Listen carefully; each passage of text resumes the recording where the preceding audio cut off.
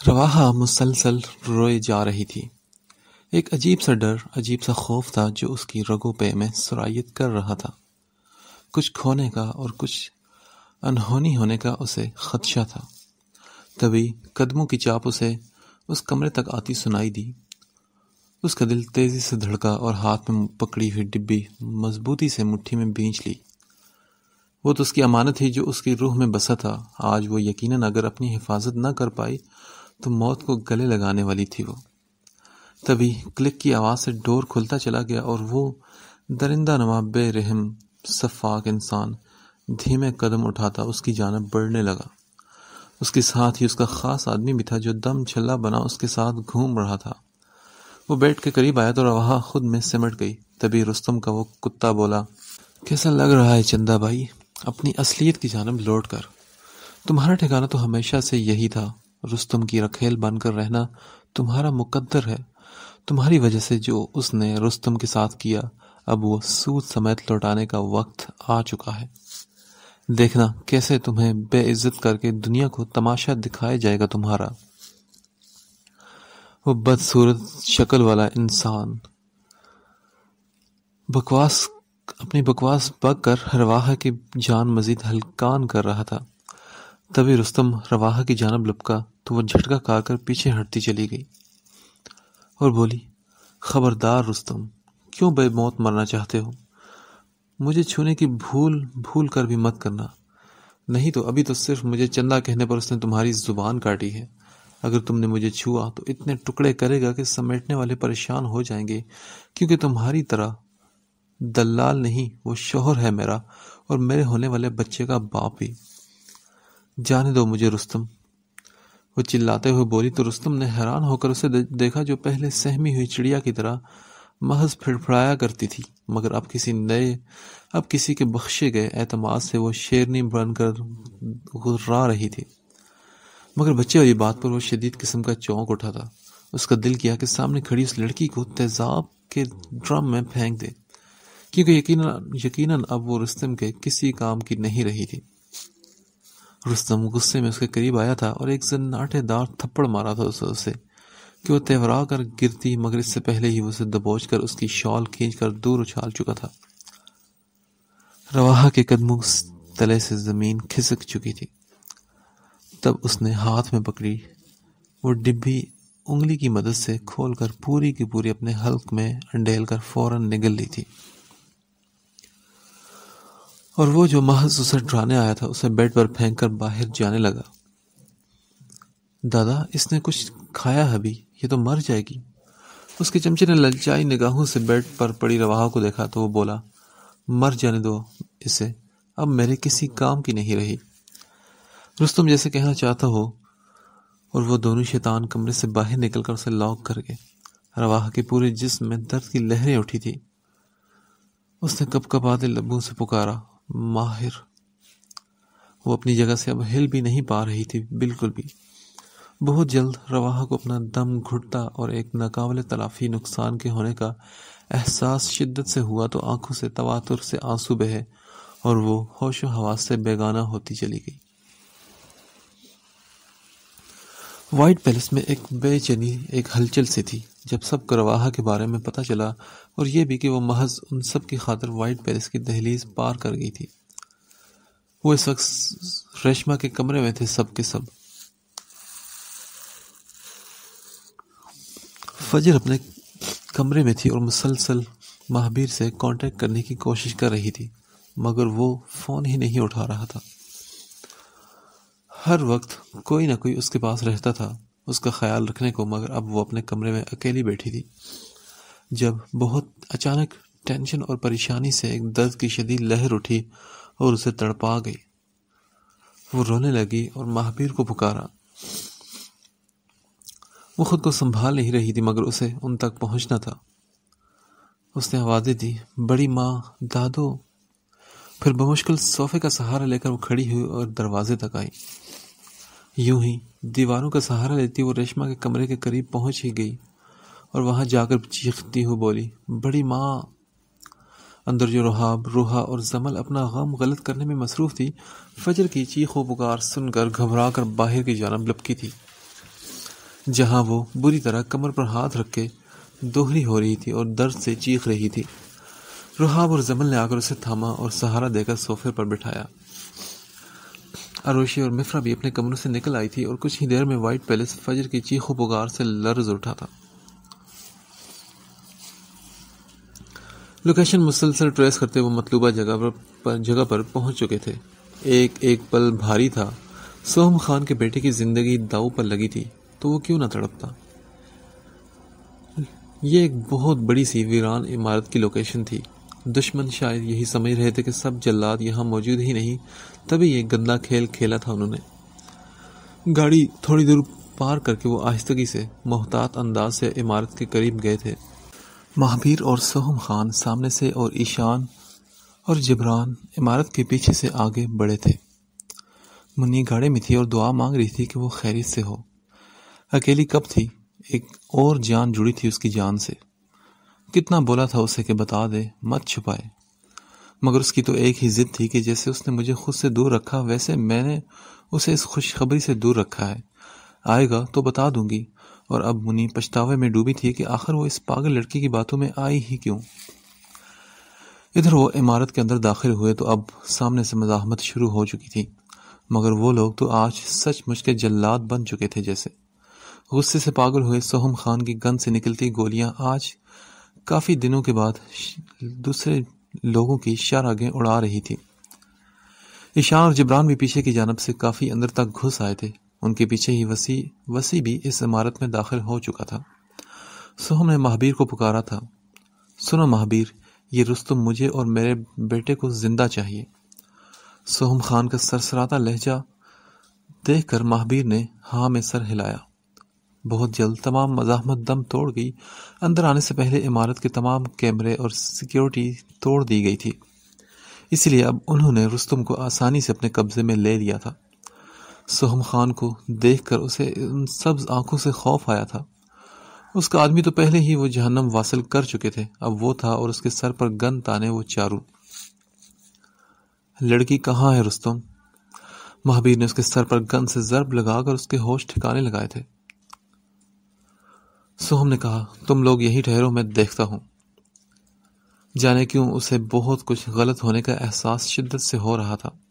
وہ پاگلوں کی طرح رواحہ کو ہر جگہ ڈھونڈے گیا، تبھی جھٹکے سے ایک کمرے کا دروازہ کھلا تو سوہم کے سر پر آسمان جیسے گرا تھا۔ جو منظر اس نے دیکھا، اگر اس کا بیٹا دیکھتا تو جانے کیا قیامت لے آتا۔ سامنے ہی وہ بیڈ پر خون میں لت پت لیٹی بالکل سفید پڑ چکی تھی اور اس کے منہ سے جھاگ نکل رہی تھی۔ یقیناً اس نے ان درندوں کے خوف سے کوئی زہریلی چیز کھا لی تھی، یا یہ زہر انہوں نے دیا تھا اسے۔ سوہم خان اندر داخل ہوا اور اپنے سر پر ہاتھ مار کر بولا، اف میری بچی، یہ کیا کر دیا تم نے؟ بیٹا میری بچی، اٹھو۔ سوہم نے اسے پکارا اور اس کی نبض چیک کی جو کہ بالکل مدھم پڑ چکی تھی۔ وہ جس بیڈ پر لیٹی تھی اسی شیٹ میں لپیٹ کر سوہم خان نے بیٹے کی جینے کی وجہ کو وہاں سے اٹھایا اور لے کر باہر نکلا۔ وسیع بھی نیچے تہہ خانے میں سے ایشان کی مدد سے اپنی بہنوں کو صحیح سلامت بازیاب کرانے میں کامیاب ہو چکا تھا۔ وہ سب وہاں سے جیسے آئے تھے ویسے ہی نکلے تھے۔ مہابیر اور وسیع رستم کو اپنی مخصوص جگہ لے جا چکے تھے، جبکہ جے کے، ایشان اور سوہم خان رواحہ کو ہاسپٹل لے آئے تھے۔ وہ جو اس سب میں اپنے فون پر توجہ نہیں دے پایا تھا، رستم کو بلیک روم میں پھینک کر اب توجہ دی تو چونک گیا۔ فجر کی کالز اور وائٹ پیلس سے جانے کس نے کال کرنے کی کوشش کی تھی اسے کال بیک کرنا چاہی، مگر فجر نے فون نہیں اٹھایا۔ تب اس نے رحاب کو کال ملائی جو کہ تیسری بیل پر ہی ریسیو کر لی گئی، مگر فون میں سے فجر کی دل خراش چیخیں اور سسکیاں سن کر اس کے دل کو کچھ ہوا تھا۔ بڑی ماں کیا ہوا؟ فجر ٹھیک تو ہے نا؟ وہ فوراً گاڑی کی جانب لپکا اور وسیع کی جانب کیز اچھال کر اسے ڈرائیونگ کرنے کو کہا۔ ادھر سے بھی گاڑی چلنے کی آواز آ رہی تھی، شاید فجر کو ہاسپٹل لے جایا جا رہا تھا۔ وہ بولی، نہیں بیٹا، فجر کی طبیعت بہت خراب ہے، ہم اسے ہاسپٹل لے کر جا رہے ہیں۔ رحاب نے سنجیدگی سے بتا کر فون رکھ دیا۔ سارے ایک جیسے تھے، پہلے سب کے سب ہی چھوڑ کر چلے گئے اور اب ماہی بے آپ کی طرح تڑپ رہے تھے۔ کم از کم کوئی ایک تو ان کے پاس رکتا، انہیں ڈھارس ہوتی۔ اتنے ماہ کیسے اس نے ان سب کو سنبھالا تھا یہ تو وہی جانتی تھی۔ یہ سب بہت اعصاب شکن تھا روحا اور زمل کے لیے۔ وہ تو فجر کی حالت دیکھ کر حوصلہ ہی چھوڑ بیٹھی تھی، جبکہ اتفاق سے شفا وہاں چلی آئی، جو کہ ان میں سے 100 شکر کے کافی بریو تھی۔ کوئی بھی تو نہیں تھا جو انہیں سنبھالتا، سبھی ہاتھ پاؤں پھلائے بیٹھی تھی۔ تب شفا نے پنکی اور اس کی شاگردوں کی مدد سے فجر کو بڑی سی چادر میں لپیٹ کر گاڑی میں پہنچایا تھا، اور اب مفرا اور اروشی کے ساتھ وہ فجر کو لیے ہاسپٹل نکلے تھے۔ بہت جلد وہ ہاسپٹل پہنچ چکے تھے اور فجر کی چیخ و پکار جاری تھی۔ اسے اندر چیک اپ کے لیے لے جایا گیا، اور وہیں آئی سی یو کے باہر وہ لوگ سوہم خان کو دیکھ کر چونک گئی تھی۔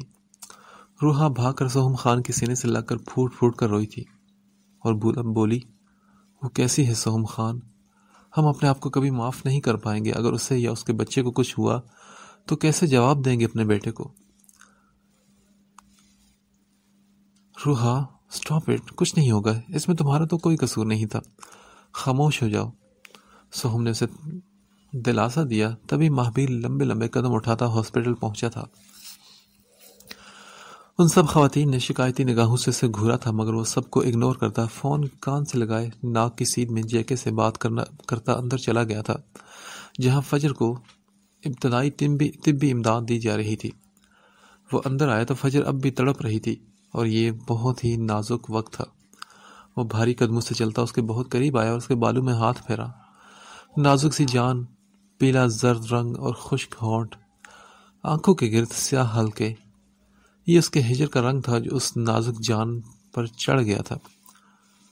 مخصوص اور مہربان سا لمس اپنے بالوں میں محسوس کر کے وہ جو نڈھال سی آنکھیں بند کر کے اپنا سر تکیے سے پٹک رہی تھی، ذرا سی آنکھیں کھول کر دیکھا تو اس دشمن جہاں کو خود پر جھکے پایا، مگر وہ کرب و اذیت سے بے تحاشا روتی اس کی جانب سے چہرہ موڑ گئی۔ مہابیر کا دل جیسے کسی نے پاؤں تلے کچلا تھا۔ وہ بولا، فجر ایسا مت کرو میری جان، میں مر جاؤں گا نہیں تو۔ مہابیر نے اپنے ہاتھ سے اس کے ماتھے پر آیا پسینہ صاف کیا، مگر وہ پھر چیخی تو مہابیر کا دل بیٹھ گیا۔ سسٹر، ڈاکٹر کو بلائے، وہ اونچی آواز میں بولا تو نرسیں جو اسے ڈرپ وغیرہ لگا رہی تھی چونک کر اس بندے کو دیکھا جو ڈاکٹر جبران کی وجہ سے، ان کی پرمیشن دینے کی وجہ سے لیبر روم کے اندر چلا آیا تھا۔ وہ بولی، سر آپ پلیز پیشنس رکھیں، ابھی کچھ وقت اور ہے، ہم ہیں ان کے ساتھ، ڈاکٹر بھی آ جائیں گی ابھی، آپ پلیز کوآپریٹ کریں اور باہر تشریف لے جائیں، سب ٹھیک ہو جائے گا انشاءاللہ۔ ان میں سے جو سینئر سسٹر تھی نرمی سے کہا تو مہابیر نے ایک بھرپور نگاہ اس پر ڈالی اور بمشکل بوجھل قدموں سے چلتا باہر آ گیا۔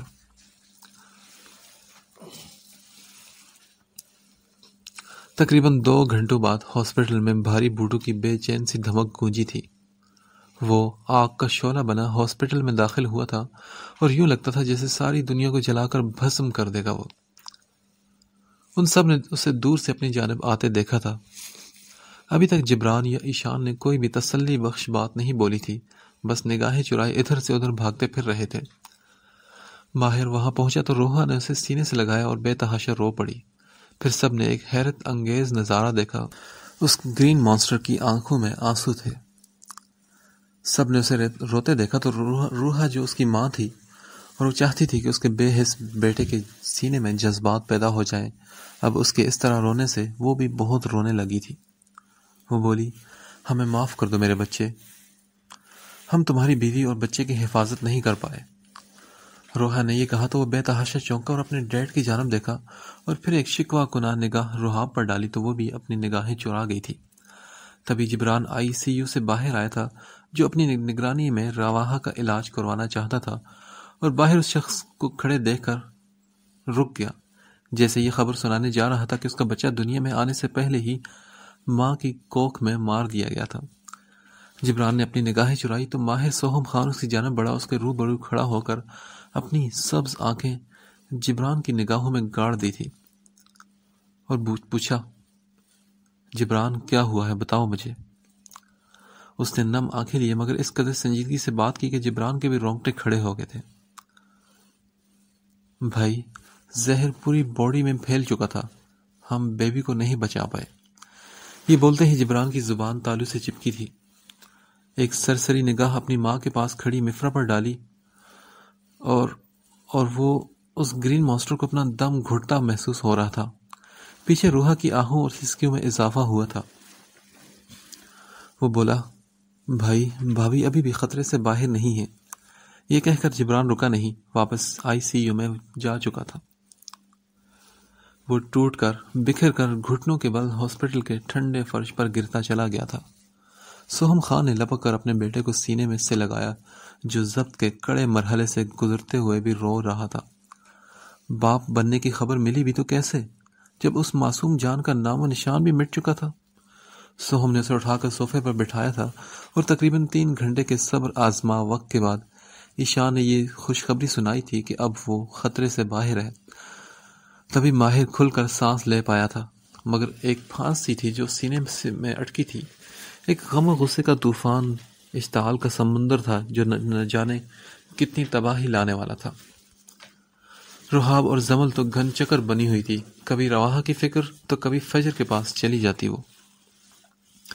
ادھر فجر کی مشکل آسان ہوئی تھی جب کچھ گھنٹوں بعد سسٹر نے آ کر بیٹا ہونے کی نوید سنائی تھی۔ مہابیر نے وہیں ہاسپٹل میں ہی خدا کا شکر ادا کیا تھا۔ کیا خوشیاں مناتے اور کیا نہیں، کہیں ایک نئی زندگی کا آغاز ہوا تھا تو کہیں امید کی کرن بھی چھین لے گئی تھی، مگر ان سب نے اپنے ظرف بلند کرتے ہوئے مہابیر کی خوشی میں بے حد خوشی کا اظہار کیا تھا، کیونکہ اب رواحہ خطرے سے باہر تھی تو سب کی سانس میں سانس آئی تھی۔ کچھ دیر بعد ہی فجر کو روم میں شفٹ کر دیا گیا۔ سب سے پہلے جبران نے ملاقات کی اجازت دی تو وہی دھیمے قدموں سے چلتا اندر روم میں اس کے سرہانے آ کر بیٹھا تھا۔ فجر نیم جان سی اب سکون سے آنکھیں بند کیے لیٹی تھی، مگر اپنے ماتھے پر سلگتا ہوا لمس محسوس کر کے دھیرے سے اس نے آنکھیں کھولی، مگر اسے خود پر جھکے دیکھ کر ایک مرتبہ پھر اس نے رخ موڑنا چاہا۔ تبھی مہابیر نے تڑپ کر اس کا چہرہ دونوں ہاتھوں میں تھام لیا۔ فجر میری جان، ایسا مت کرو یار، مجبور تھا، بہت مجبور، سمجھو مجھے، جانتا ہوں کہ تم نے بہت تکلیف کاٹی، مگر میں کون سا سکون میں تھا میری جان۔ مہابیر کے ہر لفظ کے ساتھ اس کی آنکھوں سے آنسو ٹوٹ کر گرے تھے، مگر ابھی وہ اتنی نڈھال تھی کہ کچھ کہنے کی پوزیشن میں ہی نہیں تھی جیسے۔ تبھی پھر سے وہ بے ہوش ہو گئی۔ مہابیر نے اس کی حالت دیکھ کر بے دردی سے اپنے لب کاٹے، مگر پاس پڑے کاٹ پر نگاہ پڑتے ہی وہ جیسے دنیا ہی بھول گیا تھا۔ فیروزی کمبل میں لپٹے اس گلابی ننھے سے وجود نے اس کی تمام توجہ اپنی جانب کھینچ لی تھی، جو ماں کی طرح ہی نڈھال سا گہری نیند میں تھا۔ مہابیر کاٹ کے پاس آیا اور ڈرتے ڈرتے شہادت کی انگلی سے اس گلابی سے وجود کے گال کو چھوا۔ تبھی سب اندر داخل ہوئے اور پرشوق سے بیبی میں گم ہو گئے۔ وہ کوریڈور میں بینچ پر سر جھکائے بیٹھی تھی جب ایشان کسی کام سے باہر آیا اور اتنے دن بعد اسے اپنے سامنے پا کر بہت بے اختیار ہو گیا۔ اس کے بے حد قریب آ کر بہت گہری نگاہوں سے اسے دیکھا، جو اب تخلیق کے مرحلے سے گزرتی ایک نئے روپ کے ساتھ اس کے سامنے تھی۔ گہری سوچ سے نکل کر عروشی نے اپنے پاس کسی کو کھڑے پایا تو سر اٹھا کر اس شخص کو دیکھا، مگر ایشان کو دیکھ کر فوراً اپنی سابقہ پوزیشن میں واپس چلی گئی۔ ایشان کے لبوں پر ایک جان لیوا مسکراہٹ رنگی اور وہ بولا، کیسی ہو تم؟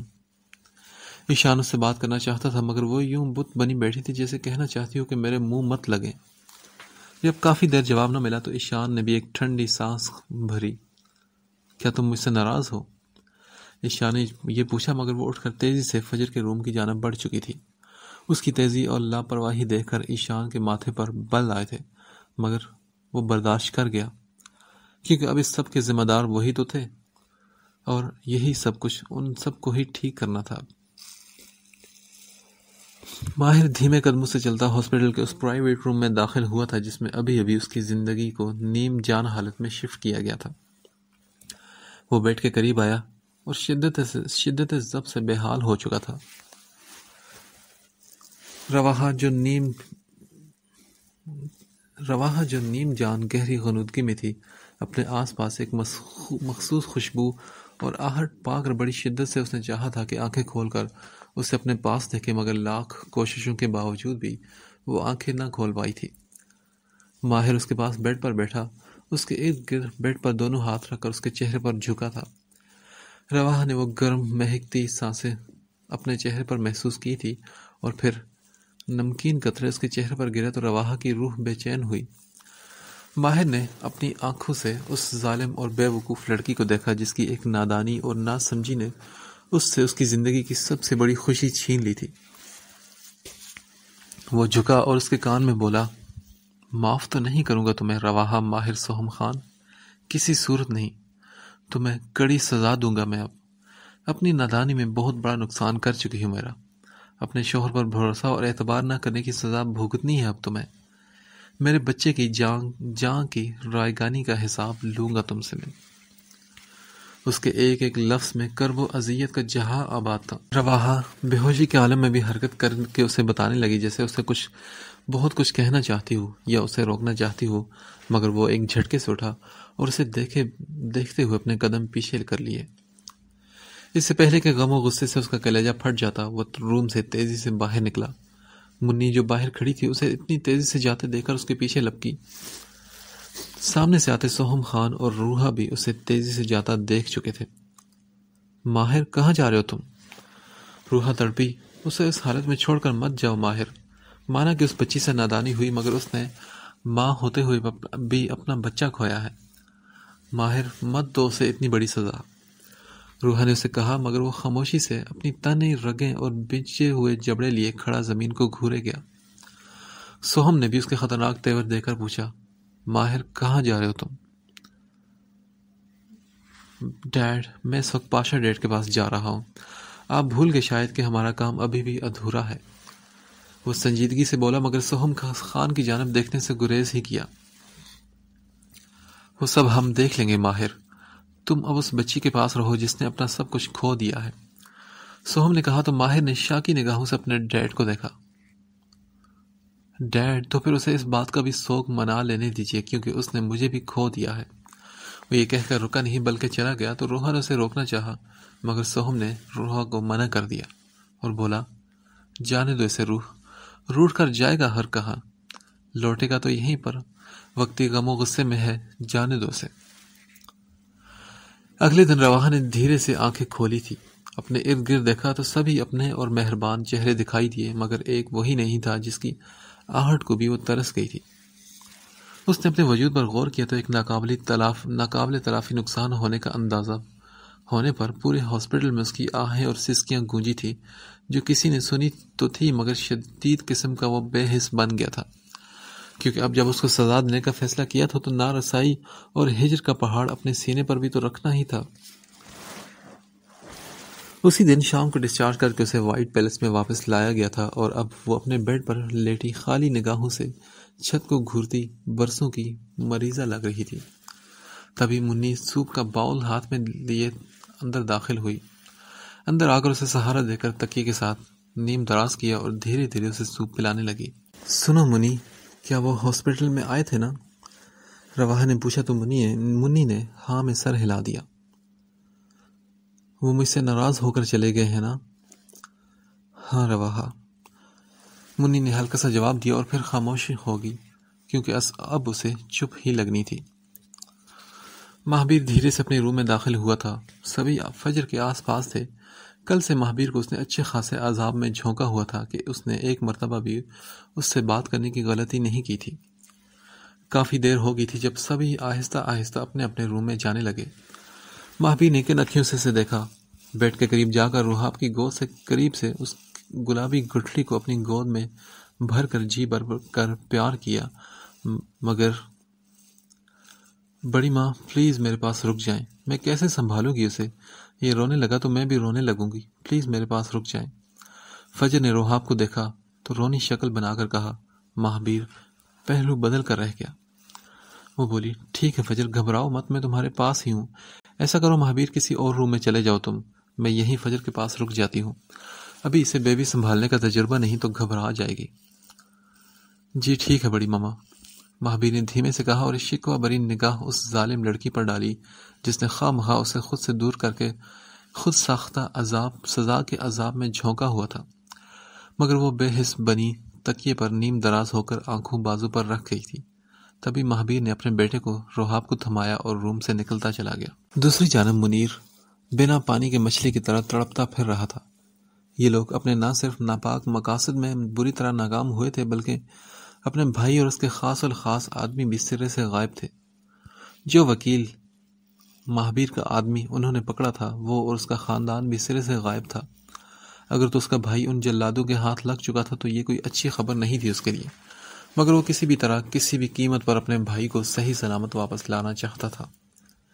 تبھی کسی بھی طرح اس گرین مانسٹر کا نمبر حاصل کر کے اسے فون ملایا تھا، جو دوسری ہی بیل پر ریسیو کر لیے گا، مگر ادھر خاموشی چھائی رہی۔ ماہر سوہم خان جو غم و غصے میں خون آشام بلا بن چکا تھا، شرر با نگاہوں سے فون کو گھور کر فون سپیکر پر لگایا۔ منیر بولا، اے جلاد، میرے بھائی کو چھوڑ دو، کیونکہ اگر اسے کچھ ہوا تو پورا پاکستان جلے گا، سمجھے تم؟ میں اینٹ سے اینٹ بجا دوں گا تمہارے اس ملک کی۔ تم لوگ جلاد ہو نا، لڑائی پرسنل ہو کر نہیں لڑتے۔ ریلی؟ پرسنل لڑائی کی شروعات کس نے کی؟ اور شاید تم بھول گئے ہو چیما کہ جلادوں کا ایک اصول اور بھی ہے، آنکھ کے بدلے آنکھ اور جان کے بدلے جان۔ مگر چند، میرا مطلب ہے تمہاری بیوی کو کسی نے کچھ نہیں کہا، اس نے تو خود زہر کھایا تھا۔ مگر چیما، اسے مجبور کس نے کیا؟ تمہارے بھائی نے نا، ماہر نے غصے سے کہا۔ تو منیر چیما بولا، مگر تمہاری بیوی تو زندہ سلامت تمہارے پاس ہے نا، تو پھر جان کے بدلے جان کیوں؟ چیما نے اسے سمجھانا چاہا تو وہ بولا، ہاں میری بیوی صحیح سلامت ہے منیر چیما، مگر اس سب میں میرے بچے کی موت ہو چکی ہے، تو پھر جان کے بدلے جان تو بنتی ہے۔ مہابیر کے لہجے میں سے منیر کا دل بیٹھ چکا، اور کیونکہ میری بیوی صحیح سلامت ہے تو فکر مت کرو چیما، جتنی سوچی ہے اس سے کافی آسان موت دوں گا تمہارے بھائی کو۔ منیر چیما چلاتا رہا، مگر سوہم نے فون بند کر دیا تھا۔ وہ تو پہلے ہی موت کا فرشتہ بنا گھوم رہا تھا، مگر سکون کہیں نہیں تھا، کہیں بھی نہیں۔ اور پھر فیصلے کی گھڑی آن پہنچی تھی، ان سب کو پھر اسلام آباد آنا پڑا۔ منیر چیما نے اپنے بھائی کو ڈھونڈنے کے لیے سر دھڑ کی بازی لگا دی تھی، مگر اس کو وہ نہیں ملا اور نہ ہی اس نے ملنا تھا۔ وہ پاشا کو 1000 طرح کی آفرز بھی دے چکا تھا، مگر پاشا ٹس سے مس نہیں ہوا تھا۔ وہ جو کرپٹ منسٹر ان لوگوں نے اپنے ساتھ ملائے تھے، اب ان کی ہار ہوتے دیکھ کر منظر سے یوں غائب ہوتے جیسے دھماکے کی آواز سن کر کوے اڑ جاتے ہیں اور پھر دکھائی بھی نہیں دیتے۔ آج وہ سبھی پھر سے عدالت میں موجود تھے، اور یہ ان کے لیے ایک تاریخی لمحہ تھا جب چیف جسٹس صاحب نے فیصلہ سنایا، اور وہ بولے، تمام گواہوں اور ثبوتوں کو مد نظر رکھتے ہوئے یہ عدالت اس نتیجے پر پہنچی ہے کہ میجر عاصم اور ان کے پرائیویٹ ڈیٹیکٹیوز پاشا ابراہیم، سوہم خان، راسم حفیظ اور کبیر ابراہیم پر غداری کیس بالکل بے بنیاد اور جھوٹا تھا، اس لیے یہ عدالت انہیں ہر طرح کے الزام سے باعزت بری کرتی ہے۔ فیصلہ سن کر ان سب کے چہروں پر فاتحانہ مسکراہٹ تھی، اور اب جج صاحب منیر چیما اور خرس کو حراست میں لیتے ہوئے انہیں سزائیں دے رہے تھے۔ آج ان جلادوں کی فتح کا دن تھا، کیونکہ دشمن کو بری طرح شکست ہو چکی تھی اور وہ سب فاتح بن کر وائٹ پیلس لوٹے تھے۔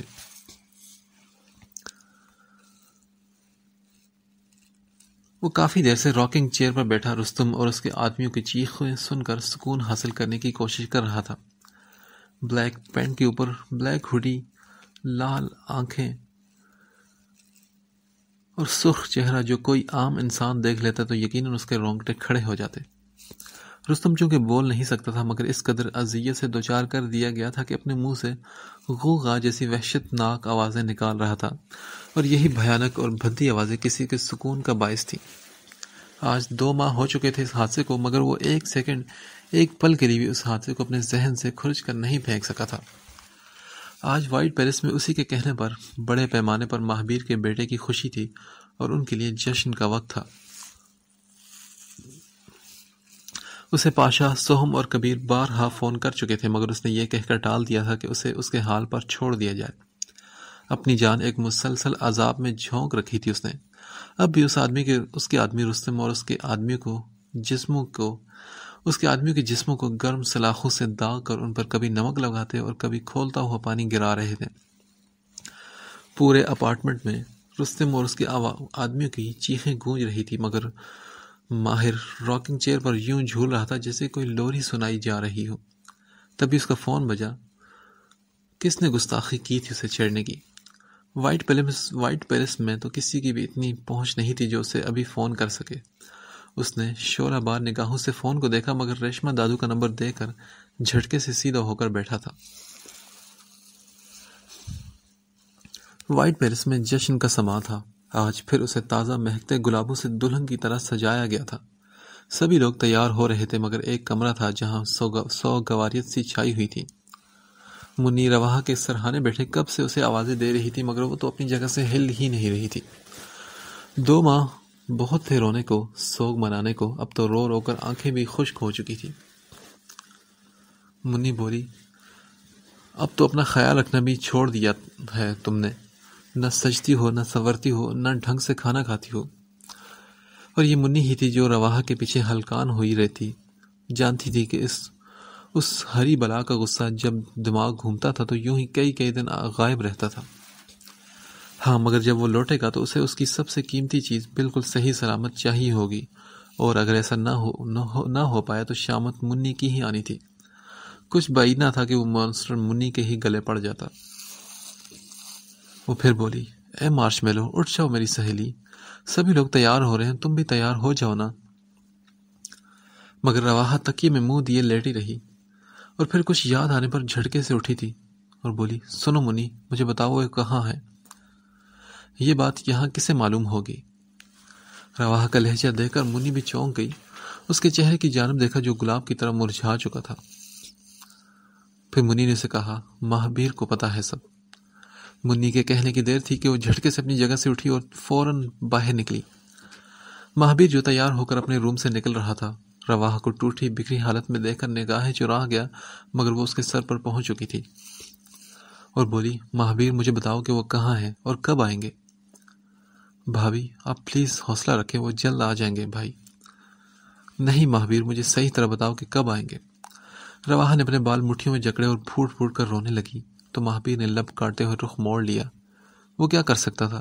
جس کی خاطر وہ ٹوٹ کر بکھر رہی تھی، وہ کون سا اس کی حالت سے انجان ہوگا جو اسے کوئی اسپیشل پیغام دینا پڑتا اسے۔ مہابیر باہر نگاہیں چراتا نکل گیا تو منی بھاگ کر آئی اور اسے بازو سے تھام کر گھسیٹ کر اپنے روم میں واپس لے گئی، مگر آج اس کے رونے اور آہوں اور سسکیوں میں کمی نہیں آ رہی تھی۔ تبھی ایک مرتبہ پھر وہ اٹھی تھی۔ منی نے اسے پکڑنے کی کوشش کی، مگر وہ بپھری شیرنی بنی آج اس کے قابو میں ہی نہیں آ رہی تھی۔ رواحہ ریشما کے کمرے میں آئی تھی اور ان کی گود میں سر دے کر پھوٹ پھوٹ کر رو پڑی تھی۔ ارے کیا ہوا بچی؟ ریشما جو کہ سب کچھ جانتی تھی جان بوجھ کر پوچھا تاکہ اس کے دل کا بوجھ کچھ ہلکا ہو، اور پھر رواحہ اپنے رونے اور ہچکیوں کے دوران ساری بات بتاتی چلی گئی۔ ریشما سکون سے اس کی بات سن کر بولی، کیا تم نے بات کرنی ہے اسے؟ رواحہ نے ہاں میں سر ہلایا۔ تبھی ریشما نے فون ملایا، اور وہ جو ریشما کا نمبر دیکھ کر چونک گیا تھا، یہی وہ وجود تھا جس کا احترام اتنا تھا کہ وہ ہرگز اس بجتے فون کو اگنور نہیں کر سکتا تھا۔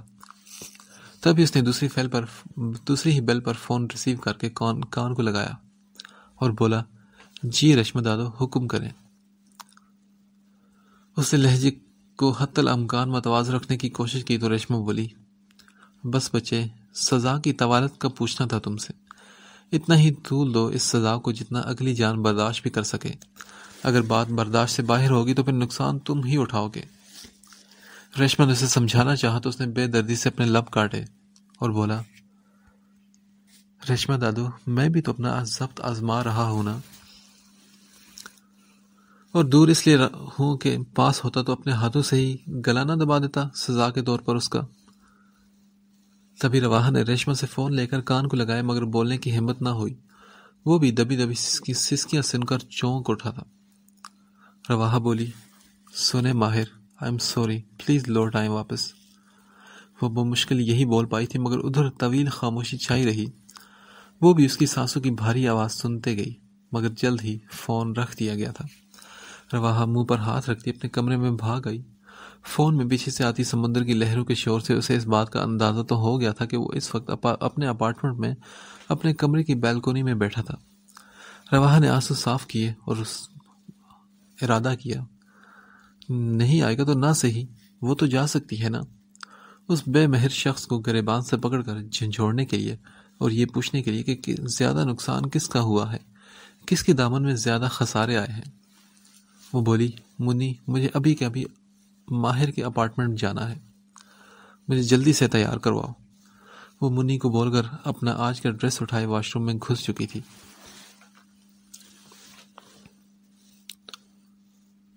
سینے میں کسک بن کے بسے رہتے ہیں برسوں، سینے میں کسک بن کے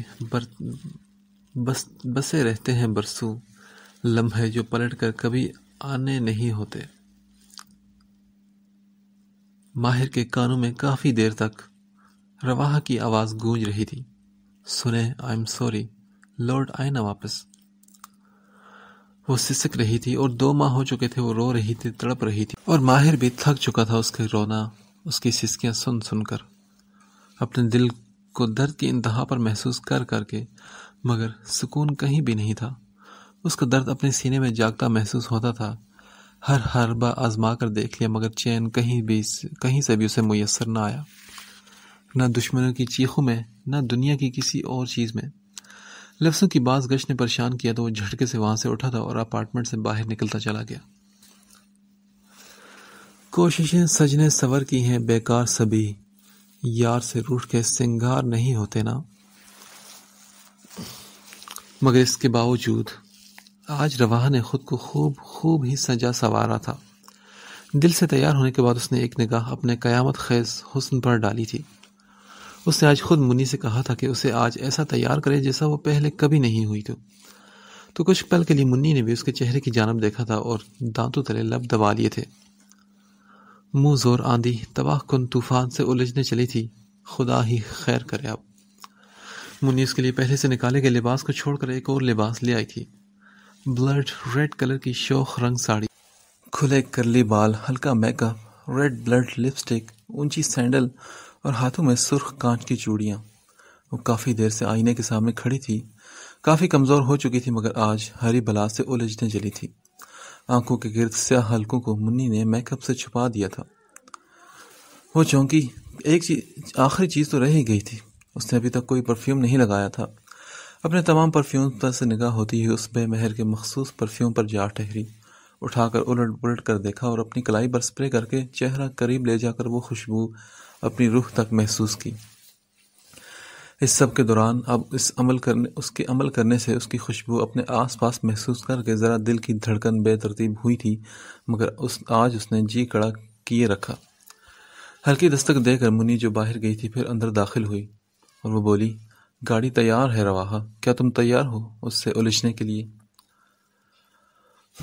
زیادہ سے زیادہ کیا کریں گے منی، اٹھا کر اپارٹمنٹ سے باہر پھینکیں گے نا، یا جان سے مار دیں گے تو زندہ ہی کب ہوں میں، زندہ لاش بنا دیا ہے اس خون آشام ہری بلا نے مجھے۔ اس نے اس کی بات ہوا میں اڑائی۔ منی نے اسے باہر آنے کا اشارہ کیا تو وہ شال کندھوں پر ڈالتی، موبائل کلچ میں رکھتی آہستگی سے آگے بڑھ گئی۔ ماہر کچھ ضروری کام نمٹا کر اپارٹمنٹ واپس لوٹ رہا تھا جب فون بجا۔ اٹھا کر دیکھا تو اپارٹمنٹ میں موجود اس کے خاص آدمی کا فون تھا۔ ہاں بولو عبداللہ۔ سر وہ عبداللہ ٹائم ویسٹ مت کرو، بتاؤ مجھے۔ سر وہ میڈم اپارٹمنٹ میں آئی ہے۔ واٹ؟ کون سی میڈم؟ عبداللہ نے فون کان سے ہٹا کر فون کو گھورا کہ اب اتنی ضرورت تو تھی نہیں کہ نام لیتا، سو ایک مرتبہ پھر کوشش کی۔ سر وائٹ پیلس سے بیگم صاحبہ اپارٹمنٹ تشریف لائی ہیں، شاید آپ سے مل لیں، تو پوچھنا یہ تھا کہ رستم اور اس کے آدمی کو کہیں اور شفٹ کر دوں۔ عبداللہ کی اطلاع پر وہ تو حیران رہ گیا۔ سر میں نے کچھ گزارش کی ہے آپ کو، آپ نے جواب نہیں دیا ابھی۔ اوکے رائٹ عبداللہ، ان سب کو فوراً وہاں سے ہٹاؤ اور اس دوران میڈم کو میرے روم میں لاک کر دینا۔ وہ غصے سے بولا اور شیر کی دھاڑ سن کر عبداللہ اپنی جگہ سے اچھل پڑا۔ منی جو اس کے سر پر کھڑی تھی اس نے وارننگ دینے والے انداز میں عبداللہ کی جانب انگلی اٹھائی رکھی۔ سر ڈونٹ وری، وہ آپ کے روم میں ہی ہے، میں ابھی ان سب کو اپارٹمنٹ کے بیسمنٹ سے بیرونی طرف سے ہی باہر نکال لوں گا، اور ویسے بھی وہ سب بے ہوشی کی حالت میں ہیں۔ رائٹ عبداللہ، ہری اپ، وہ غصے سے بولا اور کال ڈسکنیکٹ کر کے منی کو کال ملائی۔ عبداللہ نے فون رکھا اور منی کو بری طرح گھورا تو وہ بولی، ارے جاؤ بھی، ہاں اپارٹمنٹ خالی چاہیے مجھے آج۔ اتنے میں منی کا بھی فون بجا تو اس کے ہاتھ پیر پھول گئے۔ ارے کہاں پھنسا دیا اس لڑکی نے مجھے۔ وہ جھنجھلائی اور فون یس کر کے کان کو لگایا۔ منیب، اس گستاخی کا کیا مطلب ہے؟ حسب معمول ماہر دوسری جانب سے غصے سے بولا تو منی نے فون کان سے پرے کر لیا اور پھر بولی، ارے مجھ سے کیا پوچھ رہے ہو؟ اپنی مارش ملے کی خبر لینا جو میرے منع کرنے کے باوجود زبردستی یہاں آ چکی ہے، اسے الجھنا جو شیرنی بنی ہوئی آج مجھ سے تو نہیں رک رہی۔ ہاں اچھا، اور اگر میں اپارٹمنٹ بھی نہ ہوں تو کیا کرے گی تمہاری مارش میلو؟ ماہر نے غصے سے کہا تو وہ بولی، تو پھر تم جہاں جاؤ گے وہاں وہ پیچھے ہی آئے گی۔ اور یہ کس نے کہا؟ ماہر پوچھ بیٹھا تو وہ بولی، صرف اور صرف تمہاری وائف نے۔ کیا اسے مجھ سے ڈر نہیں لگتا منی؟ یہ بھی آکروسی سے پوچھ لینا۔ یہ کہہ کر منی نے فون رکھنے میں ہی عافیت جانی اور سب سے بڑھ کر کہ یہاں سے کھسکنے میں ہی بھلائی تھی، تبھی وہ رواحت سے بول کر وہاں سے نکل پڑی۔ ماہر نے اسٹیئرنگ پر زوردار مکہ مار کر اپنا ہاتھ زخمی کیا تھا۔ اس کے دماغ نے کہا کہ اگر میں اپارٹمنٹ جاؤں ہی نہیں تو؟ نہیں، ہرگز نہیں۔ اب کسی کو اس مانسٹر سے الجھنے کا خمیازہ بھی تو بھگتنا تھا نا۔ تبھی اس نے گاڑی ہوا میں اڑائی تھی۔ اپارٹمنٹ کے پورچ میں گاڑی کے بریک لگے تھے۔ وہ گاڑی سے اترا اور خاموشی میں ڈوبے اپارٹمنٹ پر ایک نظر ڈالی۔ سبھی گارڈز باہر تھے۔ وہ حسب عادت پینٹ کی پاکٹ میں ہاتھ ڈالے اندر کی جانب بڑھا۔ لاؤنج کا دروازہ کھول کر اندر داخل ہوا۔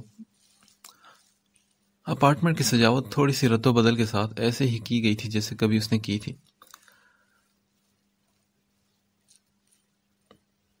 دھیمے قدموں سے چلتا ہوا اندر آیا۔ یہ سجاوٹ، خوشبو، ٹیبل پر چنا گیا کھانا، سب کچھ تھا مگر وہ نظر نہیں آ رہی تھی۔ ماہر نے کوریڈور سے گزر کر رومز میں دیکھا۔ سبھی روم خالی تھے۔ بلیک روم میں بھی، وہ بھی خالی تھا۔ اپنے روم میں بھی دیکھ آیا، کچن بھی خالی مگر آہٹ اور خوشبو بے حد قریب تھی۔ وہ بری طرح جھنجھلایا مگر پھر رکا اور سوچا۔ تبھی اپنے روم میں بیلکونی میں گیا اور وہ اس کی جانب سے پیٹھ کے سمندر کی طرف رخ کیے کھڑی تھی۔ تیز ہوا سے اس کا لباس اور بال ہوا میں اڑ رہے تھے۔ سرخ لہراتا آنچل دیکھ کر ماہر سٹل اپنی جگہ پر جم سا گیا تھا۔ اس کا غصہ سمندر کی جھاگ کی طرح بڑھتا چلا گیا۔ تب وہ ایک مرتبہ پھر اپنے جلادی روپ میں واپس آتا، اسے جھٹکے سے بازو سے تھام کر روم میں لا کر دیوار سے پن کیا تھا۔ ماہر سوہم خان کے ہوش اڑانے کا فل پروف بنا کر آئی تھی وہ شاید، تبھی اس کے گھورنے پر اطمینان سے اس کی آنکھوں میں آنکھیں ڈال کر کھڑی تھی۔ وہ بولا، اس گستاخی کا مطلب جان سکتا ہوں؟ روح ماہر خان، کس کی اجازت سے یہاں آئی ہو؟ جرت کیسی ہوئی تمہاری یہاں پہ آنے کی؟ مگر وہ بھی اس کا گریبان پکڑ چکی تھی اور بولی، اور آپ کی جرت کیسی ہوئی میرے ساتھ یہ سلوک کرنے کی، بتائیں مجھے۔ اس نے ماہر کو جھنجھوڑ ڈالا مگر وہ اپنی جگہ سے ایک انچ بھی نہیں ہلا اور بولا، کیا کیا میں نے؟ بتاؤ۔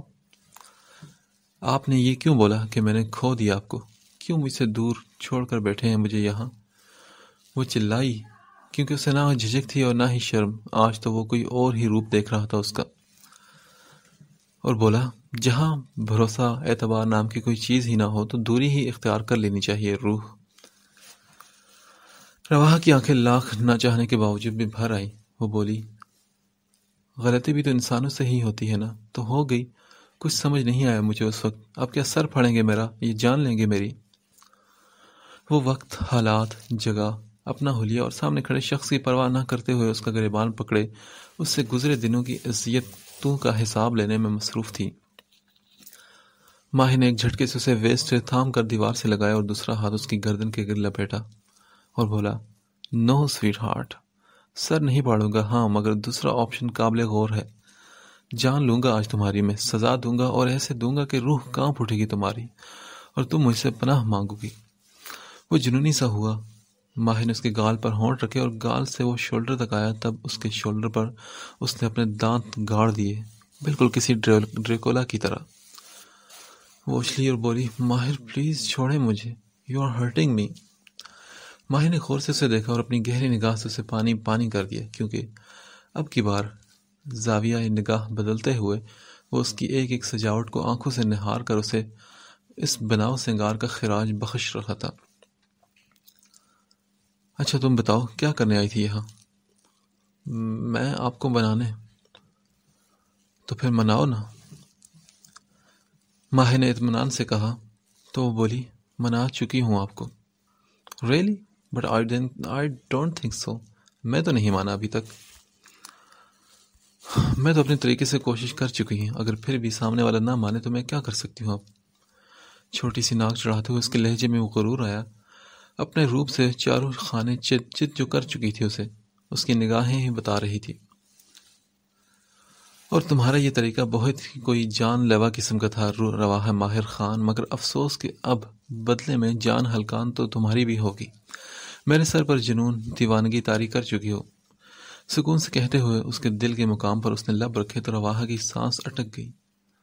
ماہر پلیز خاموش رہو، جتنا بولو گی اتنا ہی نقصان اٹھاؤ گی.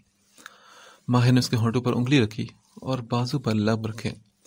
کمر میں ہاتھ ڈال کر اسے خود سے لگایا اور گردن پر سفر کرتے ہوئے ماہر کے ہونٹوں نے اس کی سانس سینے میں الجھا دی تھی. اس کی بے باکیوں سے گھبرا کر رواحہ نے آنکھیں بند کر لی. تبھی ماہر اسے بازو میں بھر کر بیڈ پر لایا اور خود اس پر جھک گیا.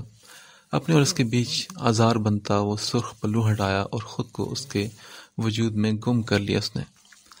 رواحہ کی سانس کبھی سینے میں الجھ رہی تھی اور کبھی تیز ترین ہو جاتی تھی، مگر اس چٹان سے آ کر خود سر ٹکرایا تھا اس نے تو اب بھگتنا تو تھا ہی نہ اسے.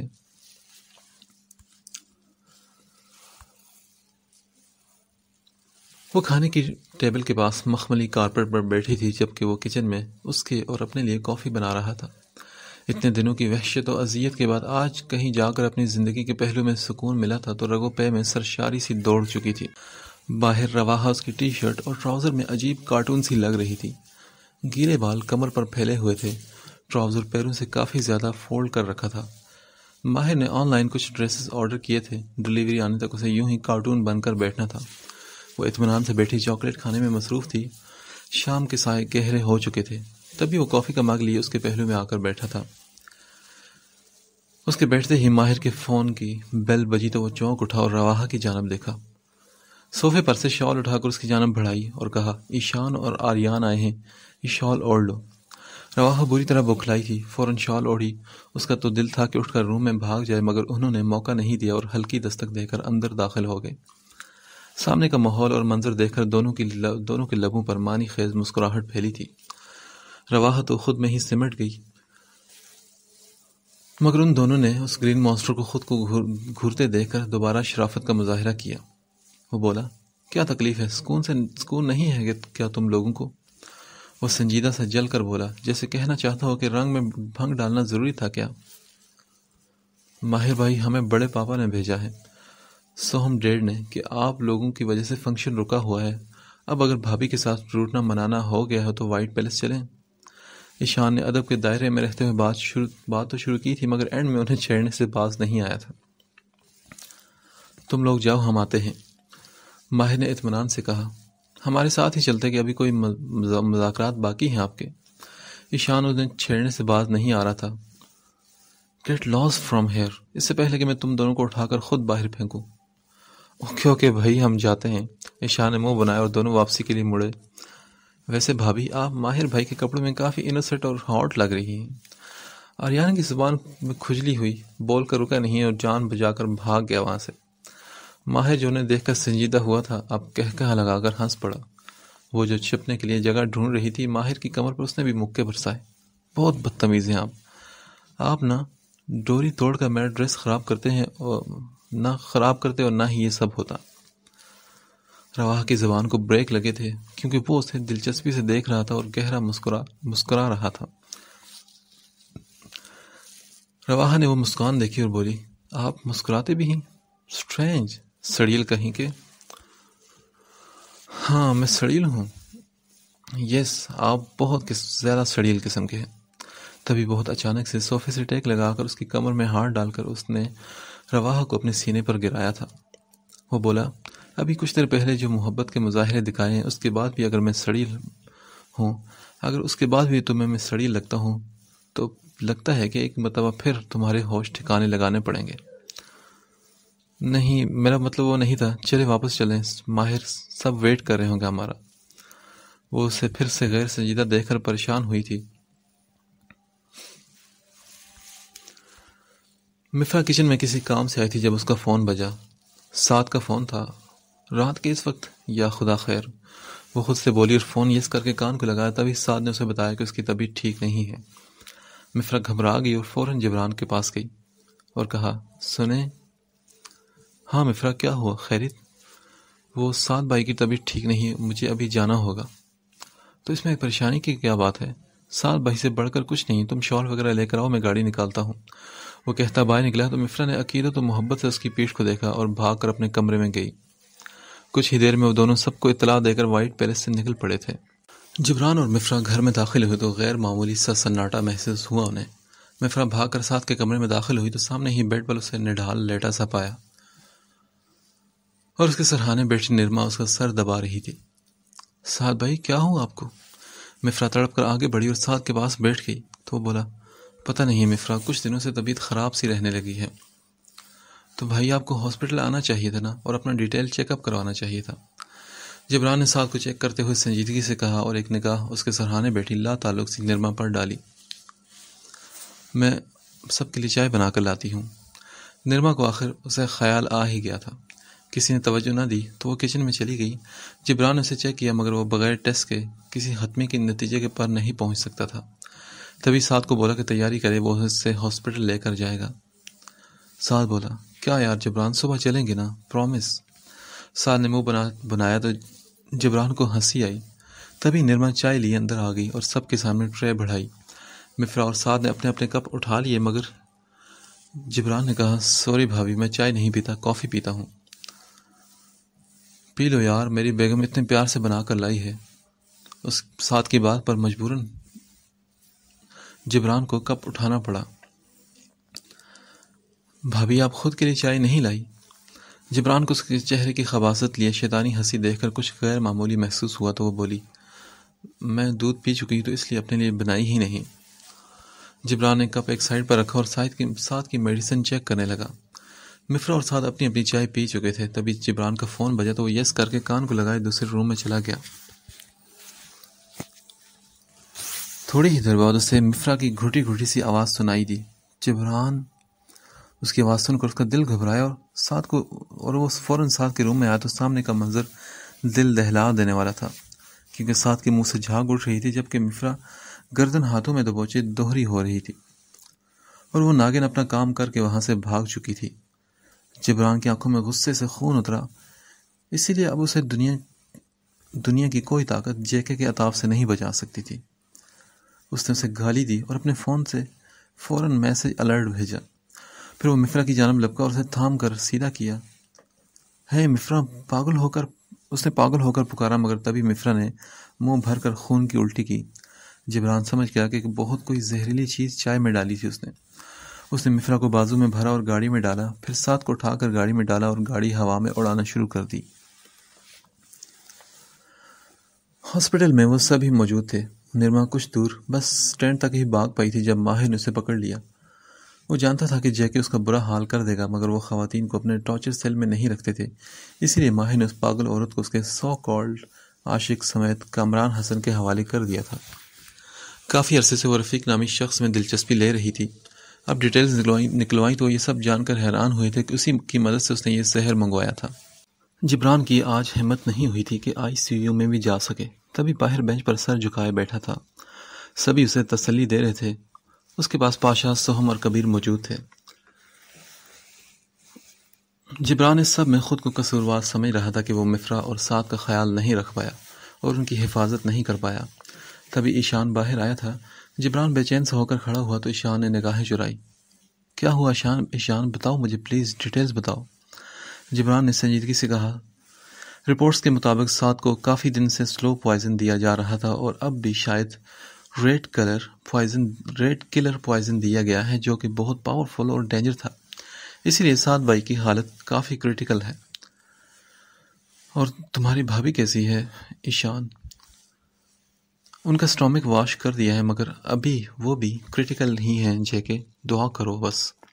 ایشان یہ بول کر واپس چلا گیا مگر جبران تو بینچ پر بیٹھتا چلا گیا. کبیر نے اپنے بیٹے کی حالت دیکھی اور افسوس سے سر ہلایا. دعا کر رہا تھا کہ سعد کو کچھ نہ ہو. آج سے کئی سال پہلے وہ بھی تو ایسی ہی صورتحال سے گزرا تھا جب سیف کی ڈیتھ ہوئی تھی اور اس نے تقریباً اپنا سب کچھ ہی کھو دیا تھا. آج اس کا بیٹا بھی اسی مقام پر کھڑا تھا. پتہ نہیں، لیکن یقیناً تاریخ اپنے آپ کو دہراتی ہے، اس لیے کبیر دل سے دعا مانگتا رہا کہ سعد کو کچھ نہ ہو۔ کئی گھنٹوں کے دل آزار انتظار کے بعد انہیں خوشخبری سننے کو ملی تھی۔ سعد اور مفرا خطرے سے باہر تھے۔ جبران نے اب سکھ کا سانس لیا۔ محبت بڑی ظالم چیز ہے، جس کی رگوں میں اتر جائے اس کو جدائی کے خیال سے ہی موت آنے لگتی ہے۔ جیسے ابھی جبران کی سانسیں اٹک گئی تھی۔ ان لوگوں کو رومز میں شفٹ کر دیا گیا تھا۔ سعد کے پاس کبیر تھا، جبکہ کافی دیر سے جبران مفرا کے پاس بیٹھا تھا، جس کے سفید فراک پر خون کے دھبے آ چکے تھے۔ جبران بغور اپنے جینے کی وجہ کو دیکھے گیا۔ کچھ دیر بعد ہی مفرا کو نیم غنودگی میں اپنے گریبان پر کچھ نمی سی گرتی محسوس ہوئی تو اس نے آنکھیں کھولی اور اگلا منظر بہت واضح تھا۔ وہ دیوانہ وار اس کی گردن پر جھکا ہوا آنسو بہا رہا تھا۔ کیا تھے یہ سب؟ دنیا کے لیے ظالم اور جلاد، مگر اپنی محبت کے لیے موم کی طرح پگھلتے آنسو بہاتے بہت ہی خاص مرد۔ وہ شوہر جو اپنی بیوی کو دل کی بہت اونچی مسند پر بٹھا کر رکھتے ہیں۔ جبران مفرا نے اسے پکارا اور ہمیشہ کی طرح اس کا نام شہید کیا۔ یار، میرے نام کے سے ٹکڑے مت کیا کرو۔ وہ خود پر قابو پاتا ہو ہنستا ہوا بولا، مگر اس کی سرخ آنکھیں دل پر گزرنے والی قیامت کی صاف چگلی کھا رہی تھی۔ وہ جھلا کر اسے ٹوک رہا تھا، مگر وہ جب بھی اسے اس نام سے پکارتی تھی تو دنیا کا ہر رنگ جبران کو پھیکا لگا کرتا تھا۔ دنیا کا بہترین نظارہ جبران کے لیے یہی تھا جب وہ اسے گھبرا کر اس کے نام کے ٹکڑے کر کے جبران کہہ کر پکارا کرتی تھی۔ وہ بولی، تو پھر میں کیسے پکارا کروں آپ کو؟ تم بس مجھے جیکے بول لیا کرو۔ جبران نے ایک آسان سا حل پیش کیا۔ تو بولی، تو جبران میں کیا پرابلم ہے؟ مفرا نے اسے جان بوجھ کر چھیڑا، مگر وہ غلطی کر بیٹھی۔ دیکھو، پرابلم تو کچھ نہیں، مگر جب ایسی بولتی ہو تو دل کرتا ہے کہ تمہاری بولتے ہی بند کر دوں، کہ آگے کچھ بول ہی نہ پاؤ۔ وہ گھمبیرتا سے بولتا اپنا اصل روپ میں واپس آیا تو مفرا کو ہمیشہ کی طرح گڑبڑانے پر مجبور کر دیا۔ پھر جبران سعد سے ملا، جو کہ بے حد ڈسٹرب تھا۔ اس کے مطابق کچھ دن پہلے اسے نرما کی سچائی معلوم ہوئی تو اس نے رو دھو کے اس کے قدموں میں گر کر معافی مانگی تھی۔ اس نے ظرف بلند کرتے اسے ایک اور موقع دینے کی نیت سے معاف کر دیا، مگر وہ تب سے بیمار رہنے لگا، کیونکہ وہ بے حس عورت اپنی دنیا اور آخرت خراب کرتی اپنے شوہر کو سلو پوائزن دینے لگی تھی۔ مگر اب وہ اپنے انجام کو پہنچ چکی تھی، مگر ساتھ تو بری طرح ٹوٹ گیا تھا۔ ان سب کو یقین تھا کہ وہ اسے واپس زندگی کی طرف ضرور ایک نہ ایک دن مائل کر کے رہیں گے۔ جبران ساتھ سے مل کر ڈسچارج کے پیپر چیک کرنے آیا تھا جب سامنے مہابیر اور ماہر آئے۔ جبران ان کو دیکھ کر بولا، وہ عورت مجھے چاہیے مہابیر۔ کام ڈاؤن، ریلیکس جیکے، وہ تمام گواہوں اور ثبوتوں سمیت قانون کے حوالے کر دی گئی ہے۔ جتنے گناہ وہ کر چکی ہے، عمر قید تو طے ہے، تم اب اس کی فکر چھوڑو اور اپنی فیملی پر توجہ دو۔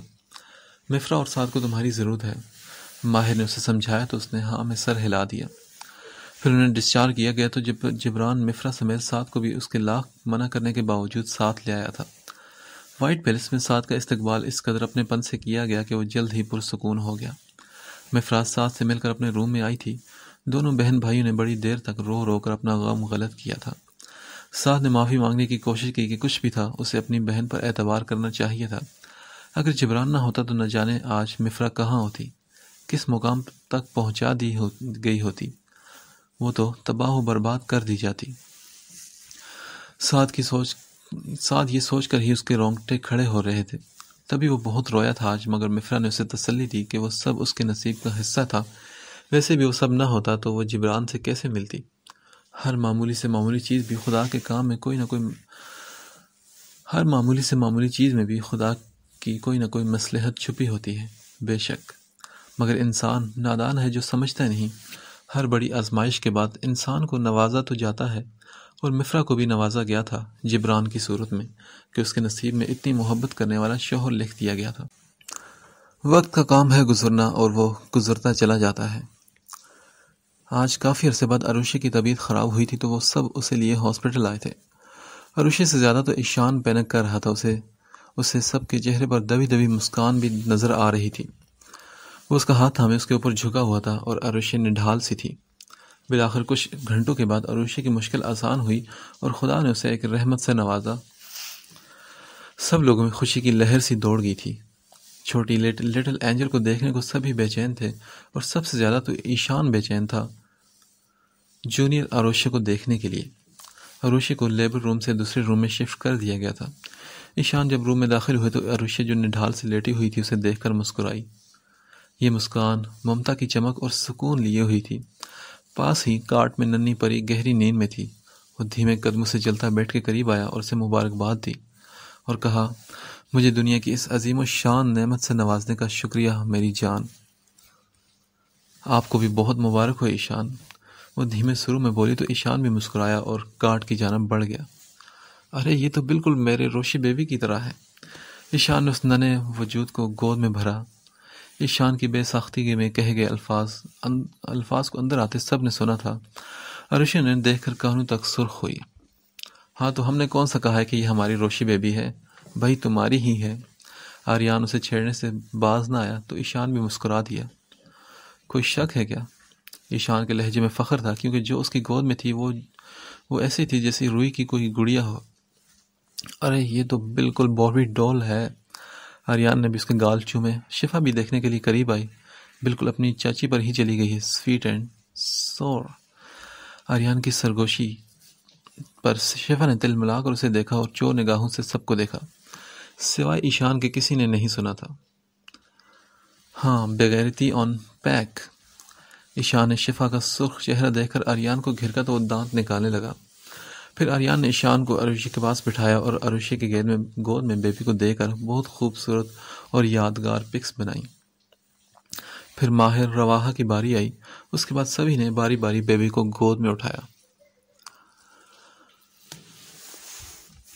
ویل ڈن کمانڈوز ماہر سوہم خان، بہت اچھا کام کیا آپ نے۔ آپ کی کارکردگی کے لیے آپ کو ستارہ امتیاز کے اعزاز سے نوازا جائے گا۔ یقیناً یہ آپ کے لیے، آپ کی فیملی اور اس قوم کے لیے فخر کا باعث و مقام ہے۔ میجر جنرل صاحب نے اس کے کندھے کو تھپ تھپاتے کہا تو اس نے سر کو ہلکا سا خم دیا اور کہا، تھینکس سر۔ مجھے میجر عاصم نے آپ کا تعارف کرواتے ہوئے بتایا تھا کہ آپ بولتے کم اور کام زیادہ کرتے ہیں۔ آج میں نے دیکھ بھی لیا۔ میجر جنرل صاحب نے مسکراتے ہوئے کہا، کیونکہ انہوں نے اتنی لمبی بات کہی اور سامنے سے صرف تھینکس ہی سننے کو ملا تھا۔ ان کی بات پر ماہر بھی مسکرا دیا۔ آج ماہر لوگوں نے چوری شدہ اربوں ڈالر کا اسلحہ فوج کے حوالے کیا تھا، تو میجر جنرل پرسنلی طور پر اسے ملنے آئے تھے۔ ویل مسٹر ماہر، یقیناً آپ رستم کو بھی جہنم رسید کر چکے ہوں گے۔ بالکل سر۔ اور آپ کے باقی مجرموں کے ساتھ آپ کیا کرنا چاہیں گے کمانڈو؟ میجر نے ماہر سے پوچھا تو وہ ایک پل کو تو خاموش ہو گیا، مگر پھر بولا، سر وہ میرے مجرم نہیں، وہ قوم کے مجرم ہیں، میرے والدین کے مجرم ہیں، میرے اس بھائی کے جس کے والدین چھین لیے ان درندوں نے، اور سب سے بڑھ کر میجر عاصم کے مجرم ہیں، جن کی قوم کے لیے وفاداری پر سوالات اٹھا دیے انہوں نے۔ ماہر کے لہجے میں شعلے سے تھے۔ سر تمام ثبوت ہمارے پاس ہیں، انہیں پھانسی ہی ہوگی، نہیں تو دوسرا آپشن تو آپ کے اسکیلپل کے پاس ہی موجود ہوتا ہے۔ میجر جنرل صاحب کے جانے کے بعد گرین مانسٹر کھل کر مسکرایا تھا۔ آفٹر 4 years، 4 سال بعد، وائٹ پیلس کے بیسمنٹ میں وہ سپر 8 بیٹھے آج کی میٹنگ میں مصروف تھے۔ سابقہ ڈیفنس منسٹر اور منیر چیمہ کو تو عمر قید کی سزا ہوئی تھی، مگر وہ حسب توقع اپنا اثر و رسوخ استعمال کرتے ہوئے جیل سے فرار ہونے میں کامیاب ہو چکے تھے، مگر ان کی بدقسمتی تھی کہ وہ جلادوں کے دشمن تھے۔ انہوں نے ملک سے فرار ہونے کی کوشش کی تھی جب پاشا کی پکڑ میں آ گئے، اور اب وہ جلادوں کے ٹارچر سیل میں پہنچا دیے گئے تھے۔ آج کی میٹنگ میں ان کی سزائے موت کا طریقہ کار اور دن مقرر کیا جانا تھا، اور وہ مبارک دن آج کا ہی طے پایا تھا۔ پھر خست کم جہاں پاک، کیونکہ آج وائٹ پیلس میں ان کا بہت بڑا اور اہم دن طلوع ہونے والا تھا۔ آج ہی آریان شفا کو رخصت کر کے لانے والا تھا، اور باقی سب کا مشترکہ ریسیپشن تھا۔ یہ بھی مشکل انہوں نے حل کر لی تھی کہ 4 سال پہلے وہ اپنی بیگمات کو اپنے بارے میں سب کچھ بتا چکے تھے، ساری حقیقت، اور وہ سمجھ بھی گئی تھی۔ ماہر، مہابیر، جبران اور ایشان ٹارچر سیل میں داخل ہوئے تو وہ سامنے ہی رسیوں سے جکڑ کر چیئر سے باندھے گئے تھے۔ انہیں اور خاص طور پر اس گرین مانسٹر کو وہاں دیکھ کر منیر تو ڈر گیا، مگر آج ماہر ان پر رحم کھانے کے موڈ میں ہرگز نہیں تھا۔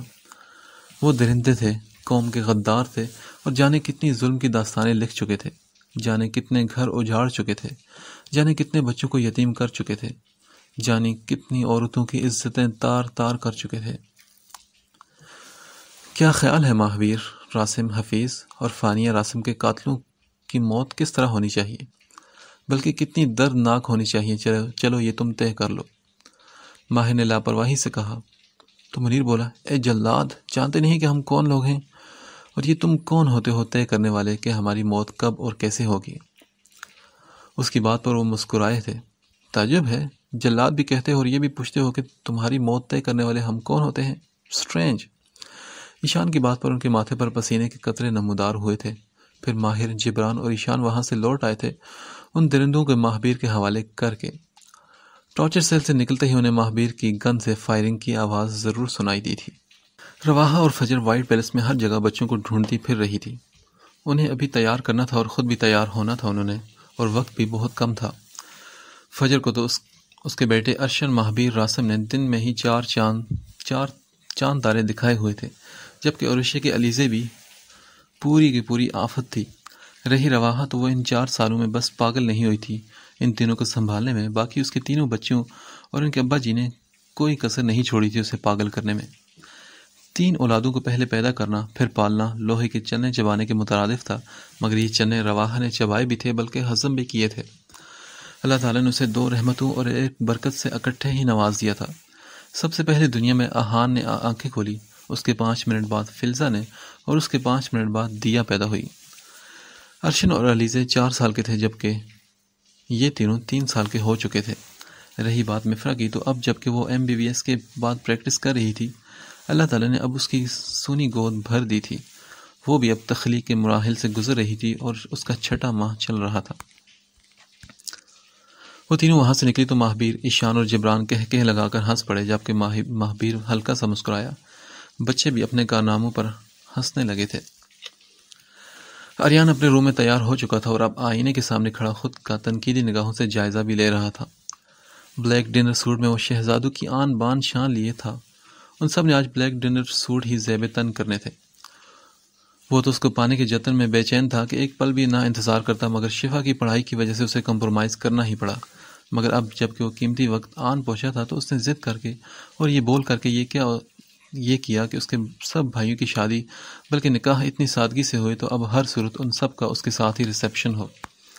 پاشا نے منع کرنا چاہا کہ وہ لوگ جو تھے اس طرح کے فنکشن اور چونچلے افورڈ نہیں کر سکتے تھے، مگر وہ اگر پاشا ابراہیم تھا تو سامنے بھی اس کا بیٹا آریان پاشا ابراہیم تھا۔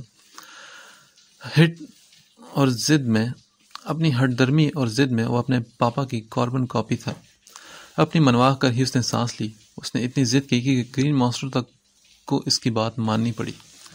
شادی میں شرکت کے لیے پہلی مرتبہ میرال اور دانیہ بھی پاکستان آئی تھی۔ وہ بچوں کو دیکھ کر بہت خوش ہوئی تھی۔ میرال کے 15 اور 13 سالہ 2 بیٹے تھے، جبکہ دانیہ کی 1 بیٹی تھی۔ سبھی بے حد خوش تھے۔ یہ سب آج مکمل تھے، ان کی محبت مکمل تھی۔ وائٹ پیلس کے رہائشیوں کے حقوق و فرائض مکمل تھے، اور وائٹ پیلس کی کہانی آج مکمل ہو چکی تھی۔